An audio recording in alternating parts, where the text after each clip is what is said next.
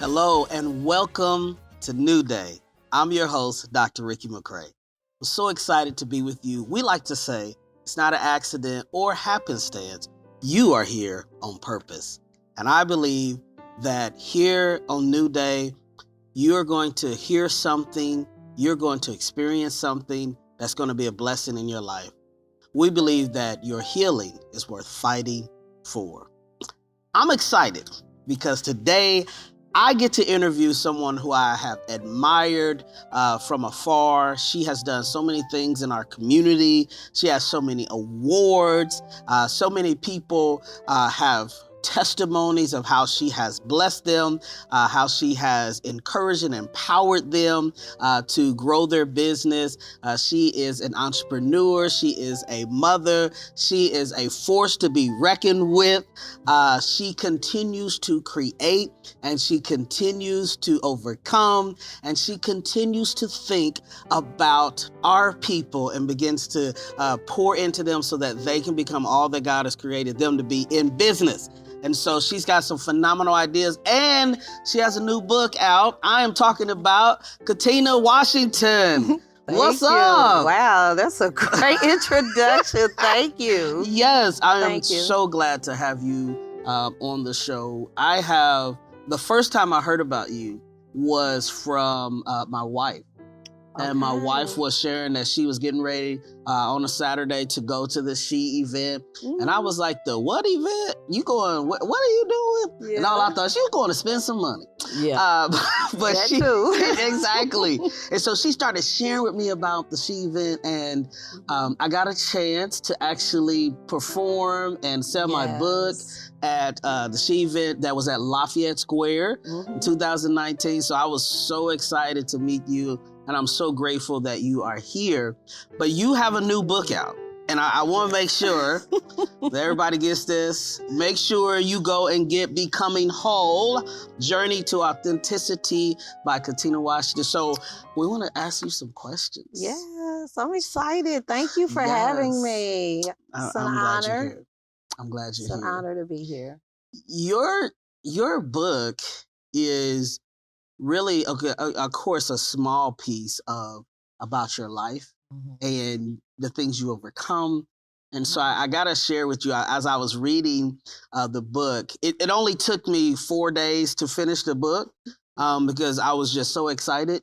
Wow. And one of the things you started off talking about was your experience with your mother and father. And the impact it has. So tell us a little bit about, you kind of had like a tale of two worlds where you grew up with your father and mother and then you just a mother. Tell us a little bit about that experience. Yeah, my dad, from what I remember, was there in the household till I was probably a teenager in middle school. I remember him leaving when I was in middle school, but I can't say that I ever saw like my mom and dad sleep in the same bed or anything like that. It was really different. Yeah, a different kind of situation, but it was a norm. Where I come from. Yeah, it was a norm to have those kinds of relationships, the man and the woman sleeping in different rooms and stuff like that. I mean, it was just a norm where I come from. So it was a little different, with my dad. I don't remember much about him,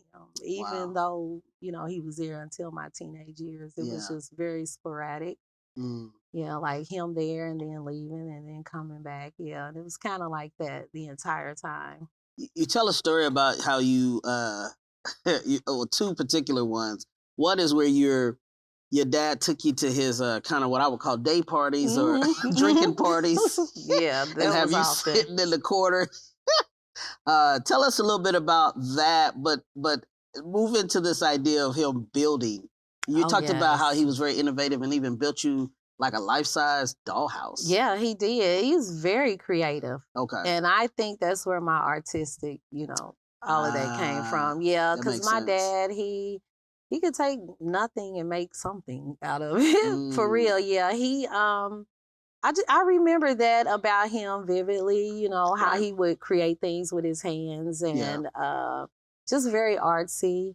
You know, the painting, like my mom got mad because he painted our house like pink and stuff.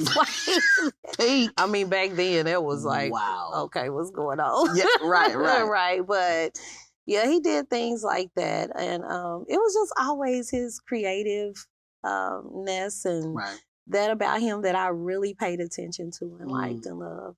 So him leaving, right? You talk about him just basically one day it seems like he's there, he's gone. Tell us a little bit about that and what did that leave you with trying to interpret that? How did that leave you interpreting that situation? Yeah, he just one day he packed up this little gremlin truck that he made.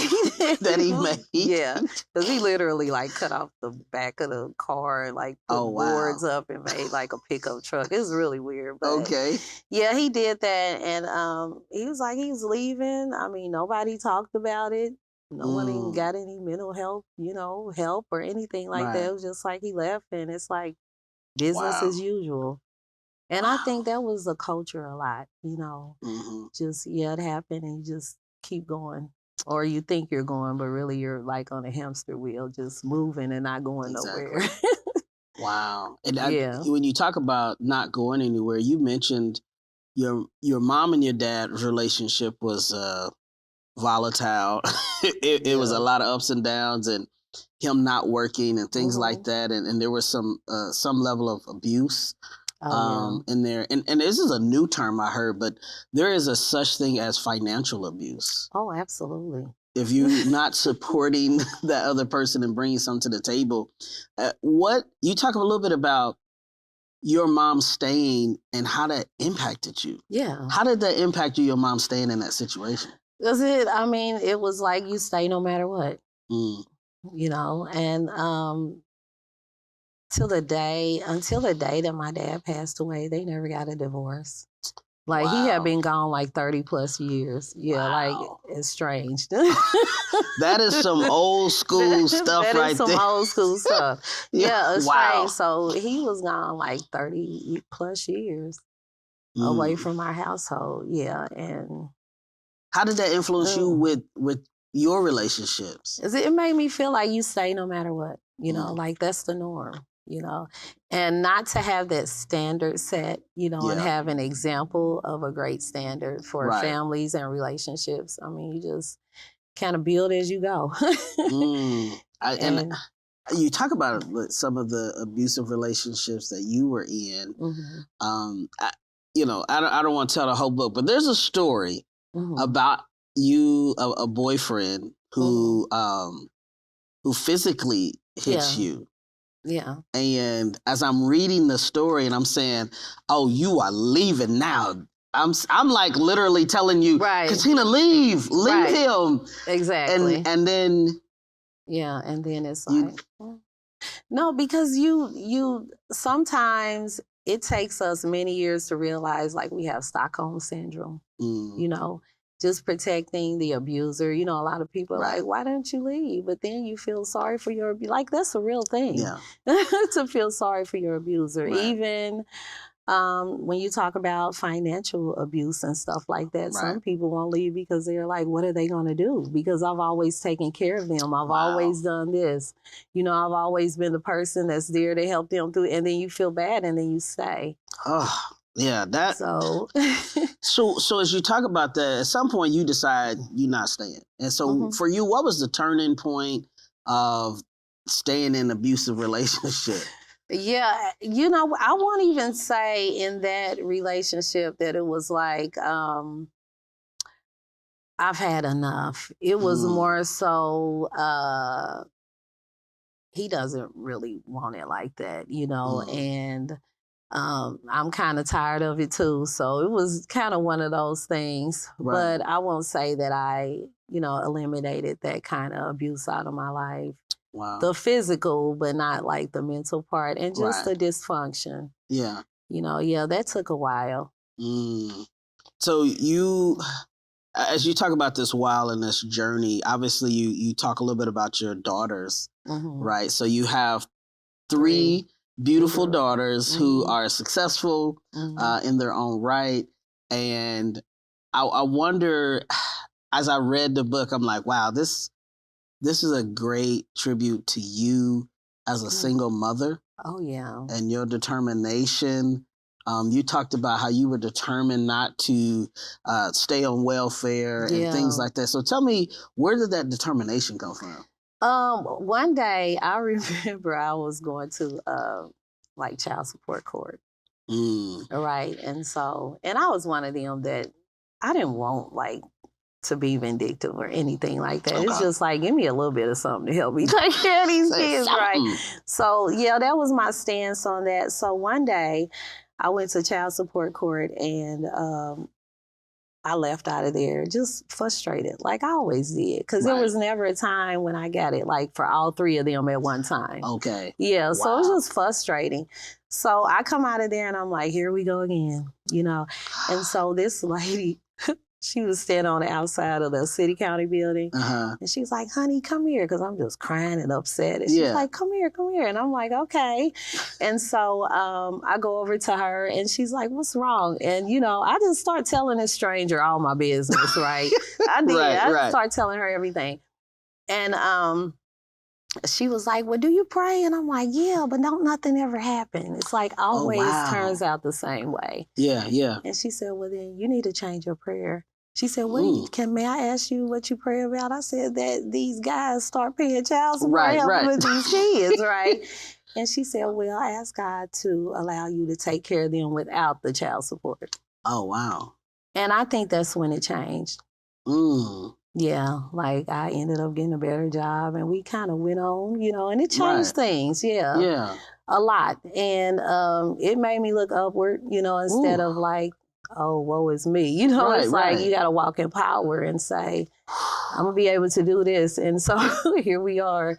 Yeah. And my kids, like the oldest one, 34, and the youngest one, well, the middle one, 29. And it's like, I just stopped getting child support for the 34-year-old last year. Still getting it for the 29-year-old. But it goes to show that I thought I needed it, but really I didn't. Right. This is, and I want to make sure that there are some people who are watching, some single moms who maybe that's their prayer that this their child's father would be able to help or whoever. And there's something about you saying, God, no, give me the ability to take care of my kids. And God did that for you. And that's when it changed for you, that you started to believe in yourself of what you could do. So I just want to make sure that those of you who are out there watching, you know that God will give you the ability to take care of your responsibilities. And so here's what we're going to do. We're going to take a break. And when we come back, we want to talk a little bit more about how somebody comes back into your life and what happens when that person comes back to your life. And so we'll talk about that when we return. At DW Real Estate, we treat every client the way we want to be treated. You're not just a client, you're family to us. We pray over every transaction, determined to provide the best service for all price points. Give DW Real Estate Group a call today. We're so grateful for all of our sponsors who support us here on New Day. We're here and we're back with Katina Washington, the one and only. And she's been sharing from her book, her life story, that I hope has been a blessing to you. So we're going to talk a little bit about, as I was reading, there were some pieces in the book I wanted to make sure that I talked about. So on page 42, you talked about feeling like you were navigating a tumultuous sea, envious while witnessing others cursing on calm waters. Feeling like you were singled out and your circumstances were unique and isolating. And so I started thinking about that, and I was like, what did you learn from these struggling moments where it looks like everybody else is good and God is blessing them and you're the one that's going through? Tell me what you learned from that. Yeah, it was never a time where I felt like, woe is me. It was kind of like, when am I going to be able to come up for air?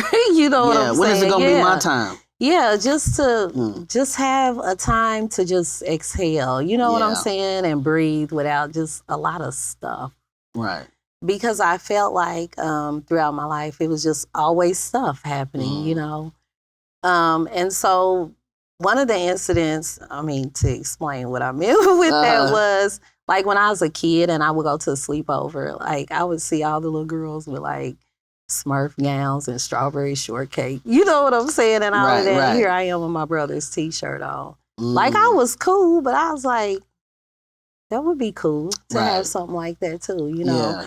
But it just wasn't like that. And I didn't understand it then, but I do now, because I was going to have to be, you know, in the face of a lot of people that I felt were, you know, excelling and succeeding. And then kind of sit back, and it's like, when you're at a graduation and waiting on your name and it starts with W, you know what I'm saying? You got to clap for everybody. That's right. Clap. Yeah, so it was kind of one of those moments. Yeah. And I think that that's an important piece, right, for everyone who is watching and who may be in that space where they're like, well, when is it going to be my turn? When is it going to be my time? Yeah. When am I going to get a break? Because I see, God, what you're doing for everybody else, God. When are you going to do that for me? For me. And the example that you use of being at graduation, even though your name started with a W, you know it's coming. You know it's coming. But it's like, geez. But it's a wait. And I think that's important for somebody watching, that it's coming. It's coming because it came for you, right? It came for you. And so my question for you is, what do you do while you wait? Yeah. What I did was I became very good at practicing principles of contentment. I did. I became very good at that because I knew. Because there was always something that happened to let me know I'm on the right track. Right. And it didn't probably come the way that I thought it should come, or how, or when, or whatever. But it came. Tell me about these principles of contentment. I like that. Just being like, just choosing to focus on the things that are going good, you know? Yeah. Focusing on those things. And it's not always easy, but definitely taking a step back and saying, okay, yeah, this sucks, but, you know. Right. Because like I said, you know, I was all bent out of shape and worried about things that I needed for my kids, but they made it. And they made it. Yeah, and I think I gave them one of the best gifts because I taught them resilience. I don't think either of my two oldest daughters would be where they are today if they hadn't seen that resilience. I love that. Y'all hear that, parents? It's not always about the stuff you can buy for your kids, but it is something that you can leave them, right? That ultimately is part of a legacy in the family of resilience. That's good stuff. So in chapter 6, you talk about an experience you had with a hypnotherapist, and this is interesting. Oh, yeah. What happened when you were asked to speak to the visualization of your younger self? Oh, wow. Yeah, that was something. So he's on Zoom, right? Okay. And so he has me to lie down on the sofa, and he's like, I want you to sit your 20-something-year-old self on your lap and give her advice. And like, my midsection immediately became heavy because it was just thinking about, you know, all the things that I dealt with and went through and, you know, had to endure. It was heavy, really heavy. And if I could speak to her now, like if I was that older lady in her life, I'd be like, it's okay, girl, just go ahead and, you know, deal with this and deal with that. Just trying to figure out, you know, how I'm going to take care of my kids taught me strategy. A lot of strategy. I like that. Yeah, like strategic planners. I was looking at how much strategic planners make. Like strategy is something, you know. To educate yourself on certain things and ways to do things, you know, outside of depending on support and stuff like that. And then coming up with a strategy and then executing it. Yeah. Like, that's a formula for survival. And success. Yeah, absolutely. So tell me, when you sit this 20-something-year-old on your lap, right, and you're talking to her, tell me, what did you say to her? Like what? After breaking down. Yeah, right. Right. Because there was some kind of moment that you had. Tell us about that. Well, the moment that I had was like, everything makes sense now. You know. Wow. Everything makes sense. Like, I would definitely not be the woman that I am today had I not gone through those things, you know. Yeah. It will all make sense one day. Yeah. It was like, it all makes sense. This is why you had to deal with this so that you can learn this. You know what I'm saying? So it all makes sense. I love that because there's something about our young people who are going through stuff, and we've all been in the 20s and teenagers, and it just looks like every situation almost seems like the end of the world. Absolutely. You're never going to get out of it. You're never going to get through it. But there is something comforting to be able to say that sooner or later, this will all make sense. This is what you have to go through. It's almost like this is your training. Absolutely. Building that muscles of strategy, of survival, of your gifts that you didn't know you had. Because tough times, would you say tough times brings the best out of you if you're willing to do the work? Yeah, if you're willing to do the work. Yeah. I mean, I think about a lot of situations that have happened in my life, and it's like, I wouldn't know how to do this if I didn't go through this, you know? Right. So that's good. So I have to ask you this question, because you get to this part in the book, and I'm like, I'm getting emotional. I'm gonna tell you, because I reconnect with my father, and he had passed, and so I started reading this part, and I had to like slow down. Oh wow! And you start talking about how you have this experience with your dad.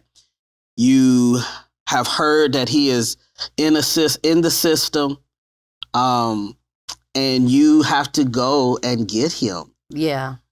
And you're preparing yourself, right, to have this conversation. Tell us a little bit about that. Yeah, I received a call from the Kentucky, I forget the name of this organization. And they're like, we have your dad, and we're pretty much keeping him for social reasons. Wow. Yeah, I had never heard that term. Some people are kept in the hospital and facility, especially in a small town like Bowling Green, Kentucky, for social reasons. Wow. Now, you go to Eskenazi, they're going to put you out. They're going to put you out. Right. But yeah, they kept him for social reasons. And I called my mom, and I'm like, this is what's going on. And she was still in that same mode. Go get your daddy. So you're going to get your daddy. You are preparing yourself to have what conversation with him? About why he left, you know, why he had been absent in my life and things like that. And then that's paired with, I can't believe that I'm spending all this vacation time that I saved up for myself for him, you know. Wow. To even go get him. Yeah. So you are in this place. You finally get to him. You've prepared yourself to have this conversation. And what happens? It did not go the way that I planned. So, you know, I packed him up in the truck, and we're riding down the road, and I'm like, we got 3.5 hours to talk. Right. You can't go nowhere. Exactly. So 20 minutes down the road, I'm like, you know, I've been waiting to have this conversation with you, and you know, I really hate that you were absent in my life the way that you were. Yeah. You know, I even practiced how to say it nicely and everything, right? And then I'm noticing that he's just kind of staring out the window, and I'm like, does he not care, you know? Right. Is this not important to him? But, you know, he had dementia, and it had set in, and like, I don't know if he understood what I was saying or not, but he definitely didn't know how to respond in a way that satisfied me. You know. So you have this experience. You talk about that something comes over you where you have a certain level of peace. Yeah. Tell us about how did you get peace out of that? Because I was like, this man is in a position where he really doesn't have anyone. His family kind of abandoned him, you know, and then I was stuck with him. Yeah. And my mom was older, so she couldn't take care of him. So it was left up to me. So, yeah, I had to go and like buy him shoes and clothes and everything that he hadn't done for me. So it was just a moment where I was like, I got to forgive this guy, you know. I mean, he's declining quickly. So, you know, let me make the best of the rest of his life. And I really hope that people get that, right? Because I always say forgiveness is not for the person, it's for you, right? To release yourself from having to keep that person down and keep that person in this verbal prison, right? Yeah. So you can punish them. Yeah. Because if you put somebody in the prison, I mean, you got to be there too. Even if you the warden, you still in the prison. Yeah. And so you talk about this idea of what forgiveness brought you. Because your dad ends up passing away. He ends up passing away. And before he passed away, a way that I practiced like forgiving him was to try to remember the incident without the pain. So that was my way of... Can you say that again? I need you to say that to the camera. Like somebody needs to hear that. I was like, I just want to practice remembering the incident without the pain. So that's what I practiced every day until I got to a place where I was like, it's okay. So then I began to like enjoy the visits with him, you know. Yeah. And didn't feel like I'm doing something I don't want to do, you know, because there were times like that if I'm transparent, you know. Exactly. I was like, why am I doing this for this guy? And he didn't do it for me, you know. So you say in the book that forgiveness brought you something. How do you describe what forgiveness brought you as a person when you did that for your father? Freedom, because I had all these questions, you know, that I had for him, and it taught me that sometimes you don't get the answer to your question. Right. You know, he was just not in a mental space to give me too much of anything, you know. Right. So I was like, I felt free. Wow.